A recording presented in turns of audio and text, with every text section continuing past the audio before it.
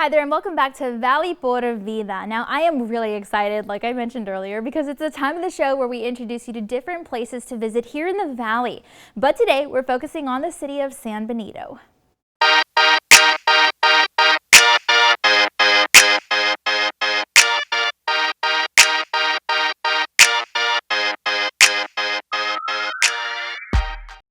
So according to touroftexas.com, there are a lot of really cool events happening in the city of McAllen, and one of those locations to put on your to-do list is the Heaven Resaca Trail.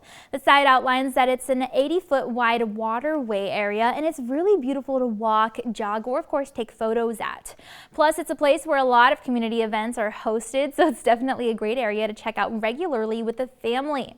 And then there's the Cultural Heritage Museum. It's a pretty cool spot where you can go and enjoy local art, and they also host different events.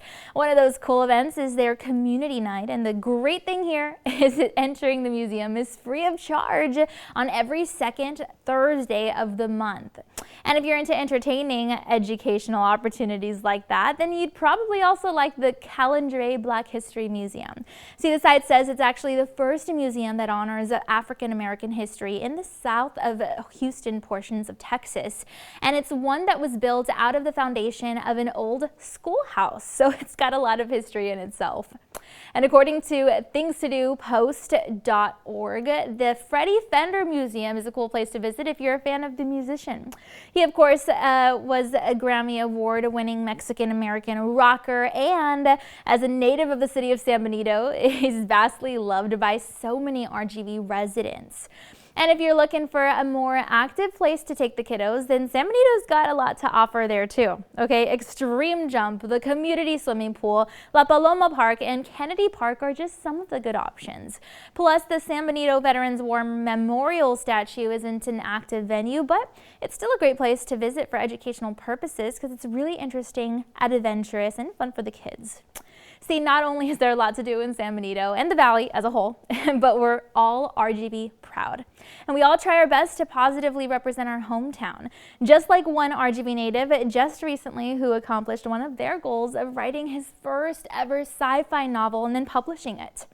Valley author and Harlingen native William Steele is the 25-year-old author of The Spark, and it's actually the first book in Beyond the Light universe.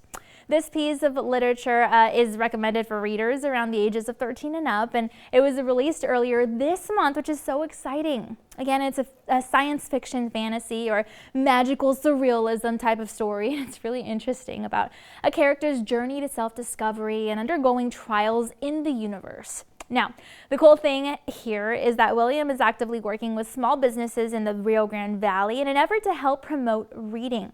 He's visiting local, coffee shops, public libraries, and bookstores, and even comic book shops. He's even doing book signings and readings and collaborating with different local school districts and teachers to help inspire our next generation of young readers and authors from all across the 956. And we had the chance to catch up with him for an inside look at his journey thus far. My name is William Steele. I am the author of the Beyond the Light series, and I'm really excited to share with you guys the debut of my first novel, The Spark. The Spark is a science fiction fantasy novel that I've been working on for like the last 4 years. It's the first in a book series of 4, and the contents of the book, without ruining anything too much, is going to be the story of 2 protagonists. Yaya, he is the last mage on another planet named Fear in another dimension, and Dr. Liam, who is kind of this obsessed scientist that wants to essentially transition his people into an eternal being. And you deal with the Therian people and their progression from nomadic, egalitarian, kind of harmonic-seeking individuals into sedentary, capitalist, artificially sentient individuals. So they go from being temporal to immortal.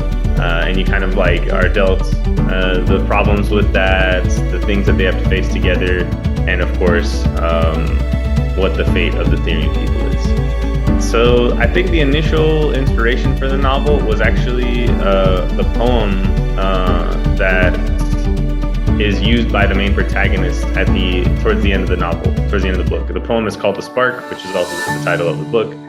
And I was pretty much just inspired to share an example of what it's like to let your imagination kind of just run wild and to explore what that looks like for myself.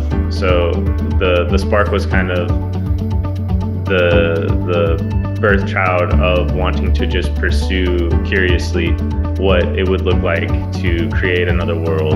And then it ended up developing into something more. So it showed me that once you start creating something, it kind of takes a life of its own, and it's your job to just kind of like listen and to like follow it wherever it goes. I think sci-fi is a very fun medium because it allows you to blur the line between the truth in reality and then the fiction of reality, like where your story takes place. If you do a really good job, then the reader will find it very, very difficult to distinguish where they're at in reality from what's going on in the novel and the potential for it to be the case. So I think that science fiction in that regard is the most exciting fictional genre because by the end you should be asking yourself like, wow, this really could happen. Like, I wonder if it has already happened. That's always a good question to ask to state in the end. We appreciate that William's proud to positively represent the Valley because we love it here. In fact, let's dive in deeper when it comes to the 956.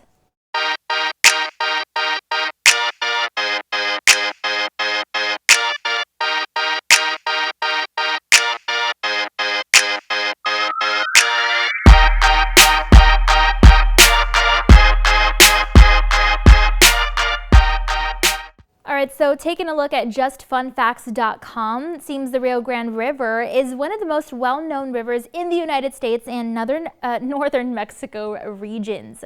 And its nickname is Big River, but its technical name is Rio Bravo for folks over in Mexico. And its other names include Bravo and Furious, too. And in case you ever wondered how long the Rio Grande stretches, well, the site says that it's actually about 1,885 miles long, but that's because of instances where the course kind of takes a little bit of a shift. That approximate number sometimes changes, which is definitely interesting.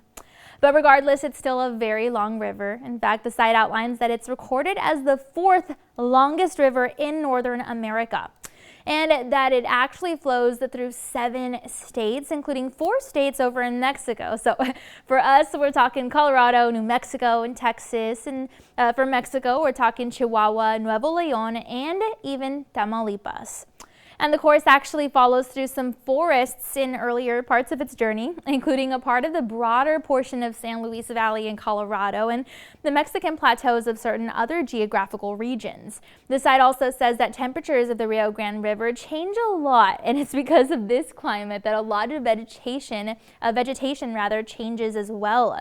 So, sometimes there's juniper and sage brush, and other times there's mesquite or cacti. But that diversity is part of what makes it so unique, and I love it. So if you didn't know these cool things about our Rio Grande Valley's Rio Grande, well, now you know. All right, well, that's all we've got for you for now, but thanks again for hanging out with us today, and be sure to tune in again next time because we'll have a lot more fun for you. But for now, if you're on social media, be sure to give our team a follow for peeks at everything we've got coming up and for your chance at your comment or question to be featured on air. And you can always visit valleycentral.com to rewatch some of today's segments. So we've got all that and a lot more next time on Valley Vida. We'll see you then.